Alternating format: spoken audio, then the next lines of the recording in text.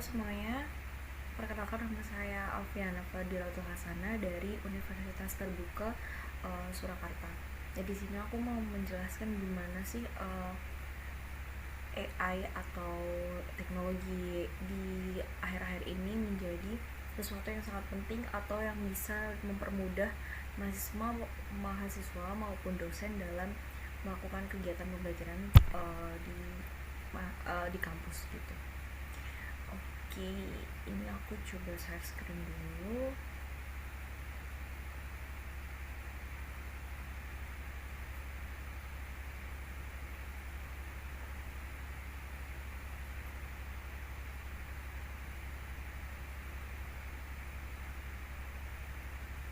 Nah, ini kalau semuanya ini seharusnya tampilannya udah di Canva ya.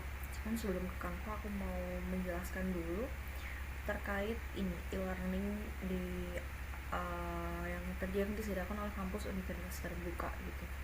Sebagai contoh gimana sih dengan adanya e-learning seperti ini dapat mempermudah untuk pembelajaran dari jarak jauh kayak gitu. Dari mahasiswanya berada di daerah mana, dosennya di daerah mana, tapi mereka bisa melakukan pembelajaran dengan secara efektif gitu. Dari dosennya sendiri bisa menaruh untuk dari kehadiran materi-materi yang akan dipaparkan, terus materi pengayaan. Nah, dari awal ini dulu untuk PPT-nya ini langsung bisa di-download, ini bisa langsung dibuka di sini.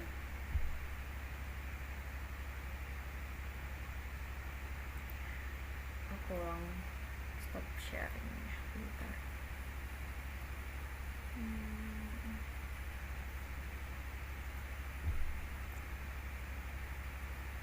Ya.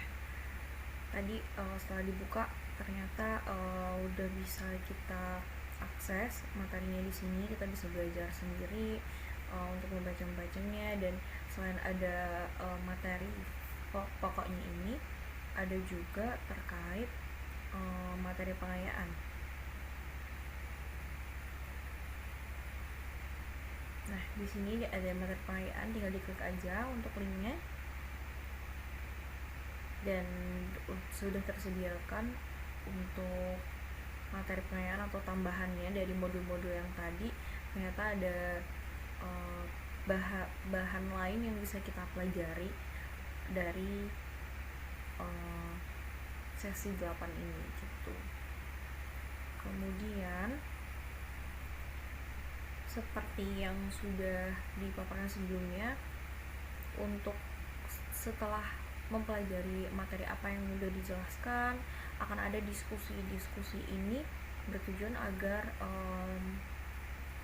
sesama mahasiswa bisa saling sharing, bisa saling mengkoreksi atau terkait pelajaran atau mata kuliah yang sedang diajarkan ini gitu. Terus setelah ada diskusi, ada kuis juga, ada latihan tes sumatif. Ini tujuannya untuk mengecek apakah seberapa jauh kemampuan mahasiswa, dan dari diskusi di kuis atau pelatihan tes sumatif ini nanti akan terlihat nilai-nilai yang didapat mahasiswa, apakah sudah melebihi dari batas yang seharusnya atau bukan. Di sini juga udah disediakan untuk grades-nya atau nilai yang udah diberikan dari kehadiran, diskusi, ratingnya di sini, ataupun untuk yang tugas-tugasnya nanti hasil akhirnya akan di sini. Dan manusia tidak perlu berpikir untuk penjumlahan nilainya karena dari AI-nya udah otomatis dapat menghitung nilai akhirnya nanti. Oke, sama di sini aku mau kasih tambahan satu lagi terkait contoh penggunaan AI di Canva.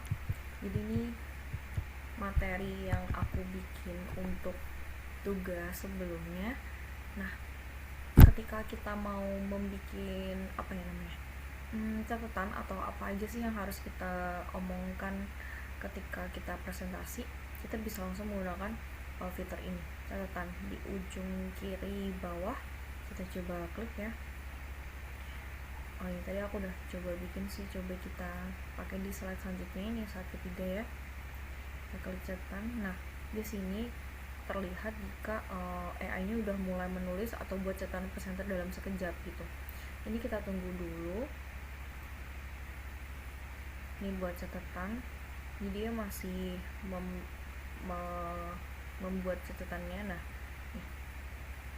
dia udah langsung bisa tersampaikan, berikan sambutan hangat dan ajak bersama untuk fokus pada topik berikutnya. Nah, dijelasin aja nih, pada saat ini kita akan membahas tentang desain proyek daring.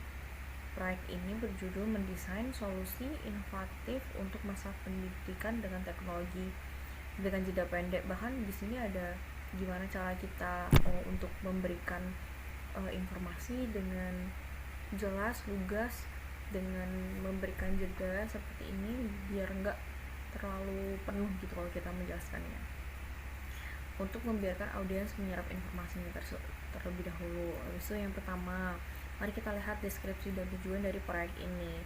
Nih, di sini kan hanya tertulis deskripsi dan tujuan proyek. Nah, untuk seseorang yang tidak bisa membuat kalimat dengan cara baik dan benar, dengan ada AI ini, yang membaca AI ini, dia bisa presentasi dengan sangat mudah dan tidak monoton seperti baca slide gitu ya. Ini kan udah ada kalimat tambahan. Pertama, mari kita lihat deskripsi. Mari kita lihat dan tujuan dari proyek ini. Setiap mahasiswa diminta untuk mengidentifikasi satu masalah nyata dalam pendidikan Indonesia. Misalnya masalah seperti kurangnya motivasi. Ini kan misalnya kurangnya motivasi belajar. Di sini diubah jadi ada kata-kata seperti atau kesenjangan akses. Dari sini mereka akan merancang solusi inovatif. Berarti contohnya bisa berupa aplikasi sederhana atau konten interaktif dengan nada antusias. Nah, ini bahkan di sini disediakan apa sih nada yang bisa kita gunakan, apakah nada untuk yang nada tinggi, nada bahagia atau antusias, atau tadi diberikan jeda dan lain sebagainya. Di sini dari AI-nya sudah memberikan gestur ataupun nada yang harus kita keluarkan gitu. Dan terakhir ini bisa tekankan pentingnya setiap output dengan sedikit penekanan pada kata-kata kunci gitu. Terus memberikan jeda sejenak sebelum lanjut ke slide berikutnya. Jadi dengan ada AI ataupun yang lainnya seperti Zoom ini juga, aku bisa menjelaskan secara langsung tanpa perlu presentasi di kelas gitu. Oke, udah sementara untuk saat ini seperti itu dulu. Untuk lebih lengkapnya nanti ada di tugasnya. Oke, selamat malam semuanya. Wassalamualaikum warahmatullahi wabarakatuh.